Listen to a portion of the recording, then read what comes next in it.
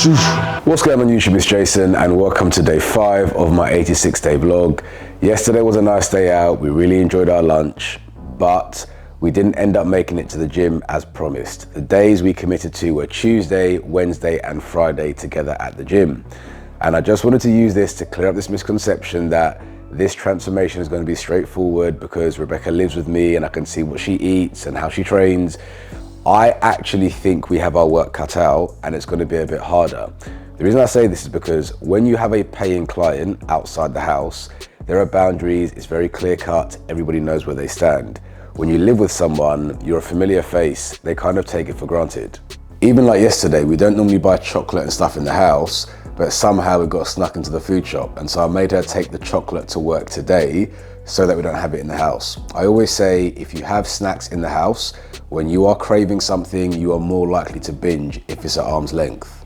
Keep your environment clear. Anyways, on with the day. So we start the day with Zooms, some online coaching work,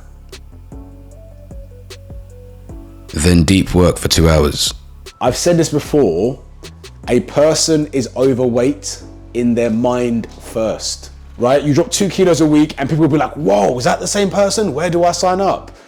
The issue is that person gains it back again by August. If I told you I could make you a millionaire, the wrong question to ask me back is how long would it take? If it's worth fighting for, then it's worth fighting for. The time becomes a secondary factor.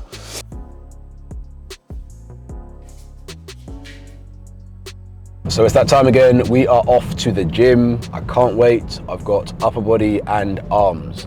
I never used to like arm training. I used to find it quite annoying. For the first 4 years of my training journey, my arms responded and grew without much direct work. And then it got to a point where the growth slowed down and I had to actually target my arms to grow them. But yeah, now I quite look forward to training arms. One thing I'd say about the gym, the mental boost you get after a session is second to none. It means that no matter what mood I'm in, I will still make it to the gym just for that mental boost. Honestly, it is euphoric. You leave the gym, you feel lighter, like you've left a load in there. And that's what allows me to keep pushing on throughout the day. 15 reps, nice and easy. We'll go up to 30. My shoulder's feeling okay today. Again, we'll push for 8.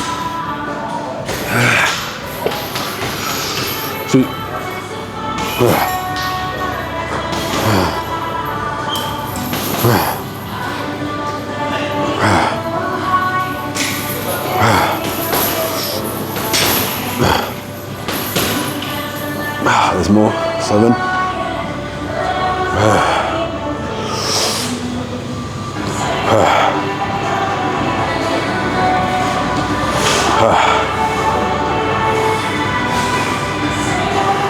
One more, come on. Let's go.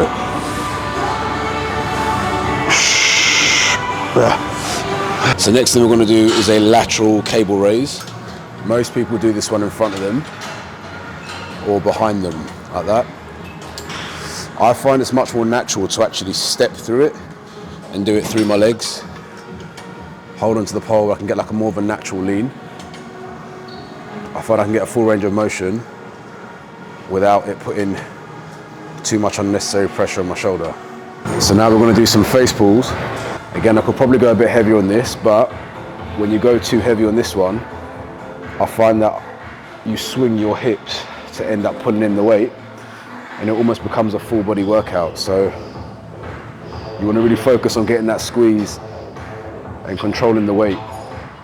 So with this one again, you really want to focus on the bottom part of the move. That's where you really get the horseshoe of the tricep flexed. Cool, last set, we go till failure.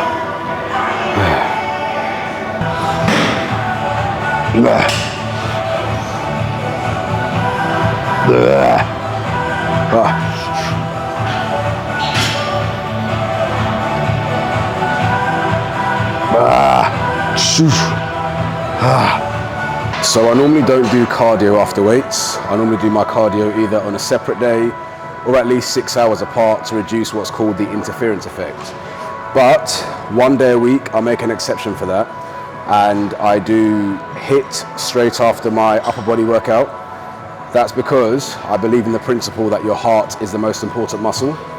And so I'll take a slight hit, if you like, on the gains to make sure that my heart stays healthy and I'm able to stretch my cardio. So I'll do intervals, I'll do like 5 or 6 sets of sprints.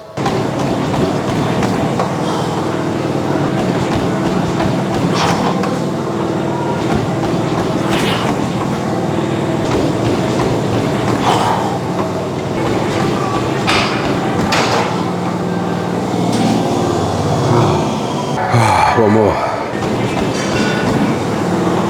Good session, the pump was solid, and a tough hit session at the end. I'm absolutely ruined. My lungs are on fire, just how we like it. So I'm gonna go home, freshen up, make a couple of client calls, and then I need to post on Instagram. Said athlete only needs like 0.4 grams of protein per kilogram of body weight to gain this.